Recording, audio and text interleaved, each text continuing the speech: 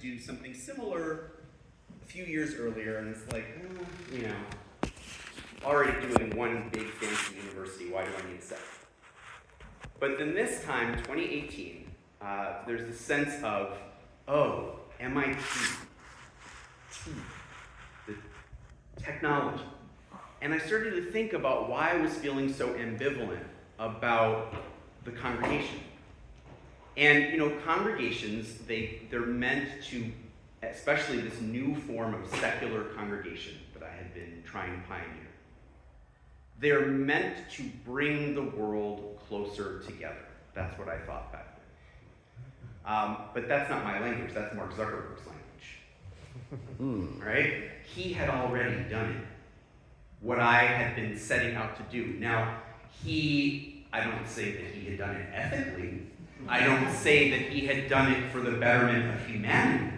But boy, had he done it at scale, and so effectively, so powerfully, that it was clear that that was going to be the format by which community building was going to be done for now and into the foreseeable future. And not only did I not want to swim upstream of that, but it was more of like a shock to my system, like, oh, that's I was prepared to dedicate my life to providing an alternative to religion. And, not just any religion, but a positive alternative to the most powerful aspects of religion, because community, I always thought and still think, is the most powerful aspect of religion. And I was taught to see religion as a social technology, a communal technology. And more so, the most powerful one in the world. But it was the sense when I thought about tech and MIT in 2018 that, oh, that's no longer true. This technology is now the most powerful social and communal technology in the world. So as an MIT affiliate, I'm a research affiliate in the program in Science, Technology, and Society at MIT. And I was a postdoc there for almost 5 years. I'm curious about the relationship between the technology and Massachusetts Institute of Technology and tech as it is invoked in your book.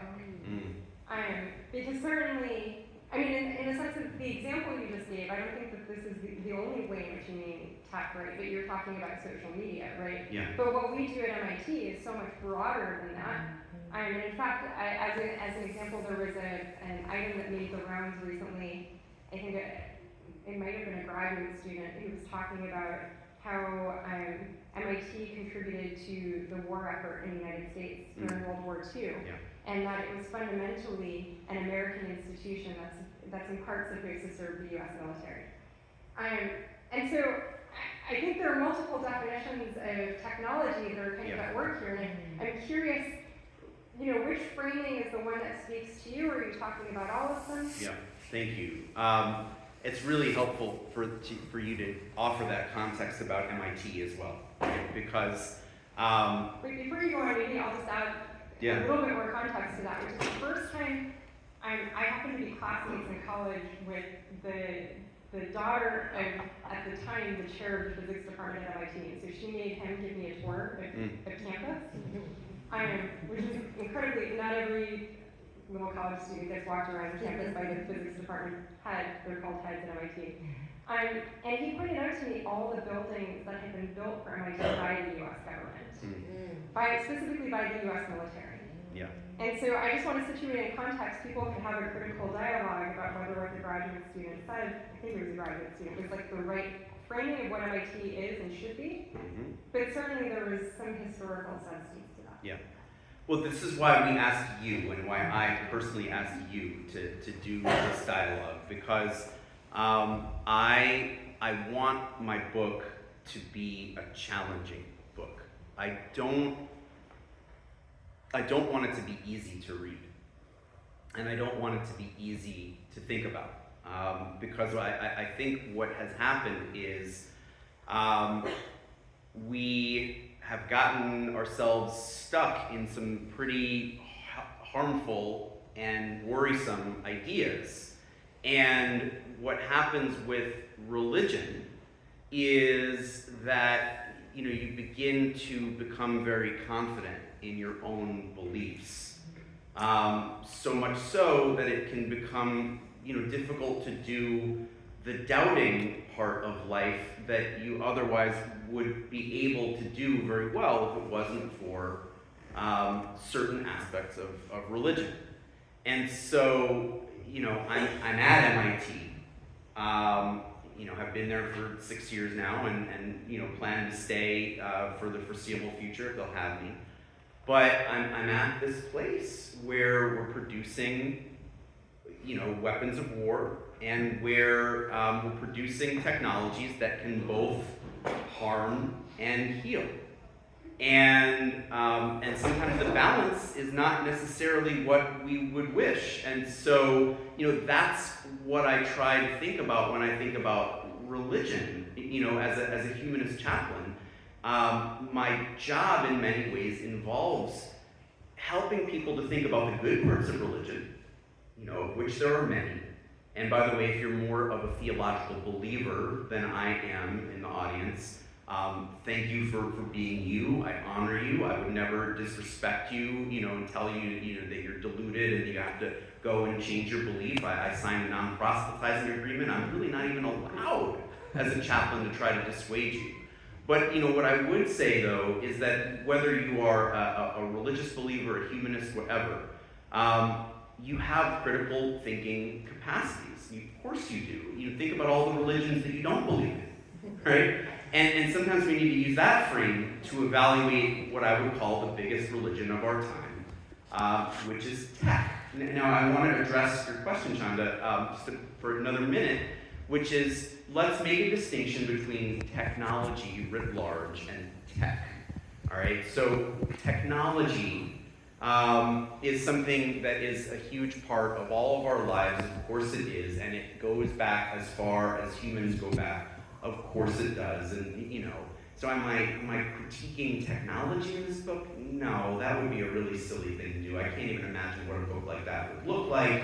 We in STS could point you to That'd be good.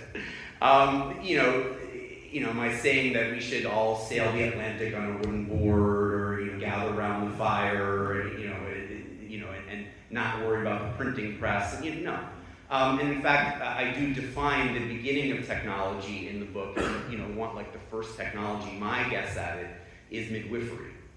Is the idea that as humans develop their big brains, it becomes physically difficult or impossible for a woman to give birth alone. And so you need social technology. You need a group of women to gather around and help the mother to give birth. And that is where I situate the very beginning of technology. So am I against that? I mean, my goodness, no. But then there's this other phenomenon called tech. And so tech, what is that? The word exists before it becomes hugely popular, which is around the late 80s, early 90s of the last century. For example, Georgia Tech has been called Georgia Tech for a while, right? But if you look at, I put into the book the Google Ngram where where the usage of the word spikes, and it's around the time that this mythical place that has no borders, it has no mayor, it has no laws, this mythical reality called Silicon Valley is emerging, right? And there's a reason why we don't refer to like Palo Alto, right? Or Menlo Park, or San Francisco. We refer to Silicon Valley. Why? Because we need a fictional construct in order to even talk about this thing, right? And, you could say, yeah, Silicon Valley is a myth. But myth is kind of a weak concept, actually. It's a culture. That's kind of a weak concept. Like if I told you that Achilles and Zeus, had an agenda for society, and they were, they were raising trillions of dollars. Like, dude, what are you talking about? Like, get this guy some medicine. But if I told you that a very large religion was gathering millions, if not billions, of followers, and that it had a set of very detailed, very robust prescriptions for society, and people were worshiping at its altars hundreds of times a day, I think you might become concerned. Because you know that that's an actual phenomenon that exists, right? And you know that people really do behave that way. And that's the comparison I'm making. Silicon Valley emerges in these mangers, right? The garages of people like Steve Jobs and Bill Gates and of course Larry and Sergey from Google were actually in Ann Wojcicki's garage. Doesn't she deserve even more credit for it than if they were in her garage? It emerges there, and by the 1990s, people were already talking about how this thing has become like a religion.